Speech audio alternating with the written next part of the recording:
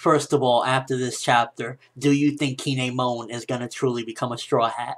Because events in this chapter definitely are leading me to believe he will. And oh my gosh, Doflamingo for the win. He is such a boss. Alright, so this chapter opens up. Sanji, he hurt his leg, and at the same time he's flirting with Tashigi, but he definitely hurt his leg in the fight with Virgo, so it's going to take a little time for him to heal up. He probably won't be getting into much more action, I'm guessing, in this island, or is it going to take a little bit of downtime because he hurt his leg, and, you know, after all, that's what he uses for the most part to fight, his legs. So Sanji's probably going to be out of commission for a while. And then we get to Doflamingo, and he's sitting there chilling in like some mansion, and man, this chapter was freaking crazy. I'm not gonna lie. Oda threw in so much, and I love it because there's like so much content, and this particular chapter definitely had so much to it. It's like you get one chapter, but it feels like you get two or even three because there's just so much going on in it.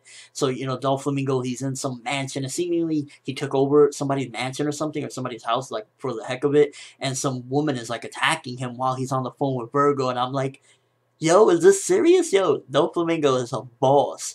So, he's on the phone, and him and Virgo are exchanging. He's letting him know what's going on, and he finds out Law of the Trader, and he's like, mercilessly kill him.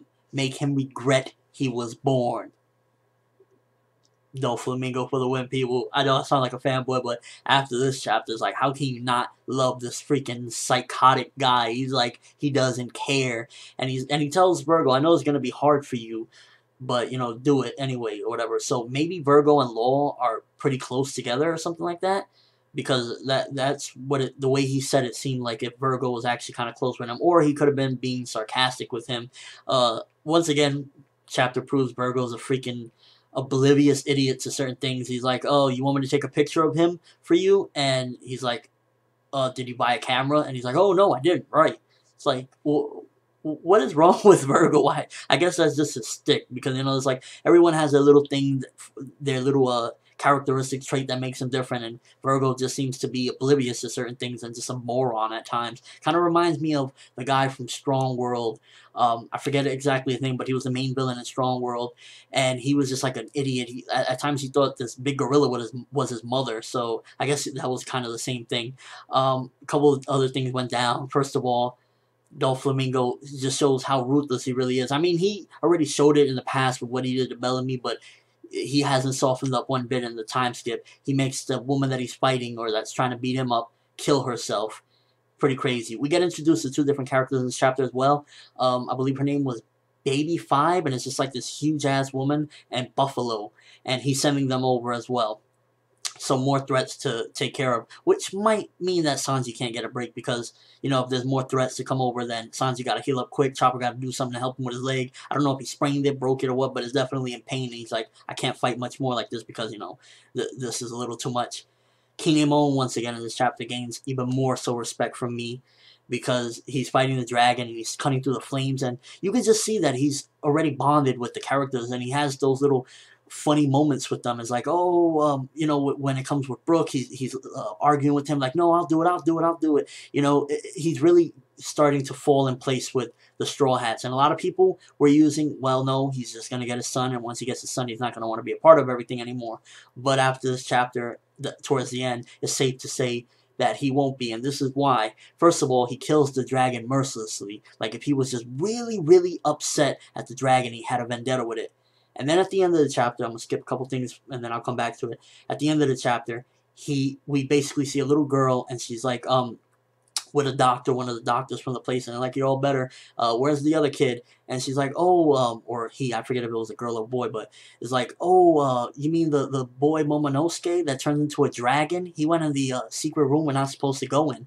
And based on Kinemon killing that dragon viciously, he knows that his son is already a dragon. He already knows that. And that means that Momonosuke, one or a couple different things anyway. Either Momonosuke, this is my prediction by the way, Momonosuke, since he's already a dragon, he's either going to fly away, he's going to go away, and that's going to lead Kinemon to travel with them and try to get his son back. He's going to stay with them, and they're going to go cruising looking for possibly Vegapunk for the cure. or he might die, and Kinemon might want to just travel with them because I guess vengeance against the seas or something like that. That's probably the least likely, but I definitely say that Kinemon is going to be a Straw Hat after reading this. He doesn't have the excuse anymore of, well, you know, once he gets his son, he's going to settle down. No, because his son is already a dragon, and it's obvious that he knows that after this chapter.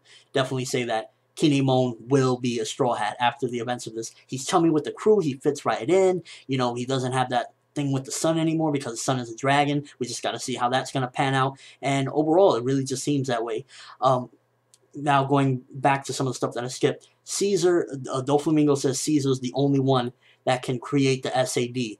Now, since he's a scientist, was he just leaving out Vegapunk, or does it have something to do with his Devil Fruit ability? Maybe it's something to do with the gas.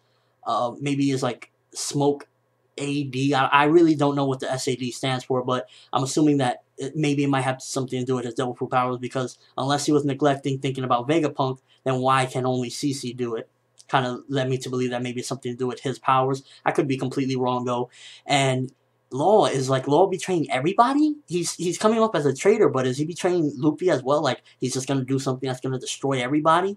I don't know. Either way, Law kind of, it's weird the way Law is coming off in this chapter. I don't know. I can't wait to see more of what's going to happen. And overall, it's just really a content-filled chapter. Definitely loved all of it. It was pretty funny. Nami doing jutsu.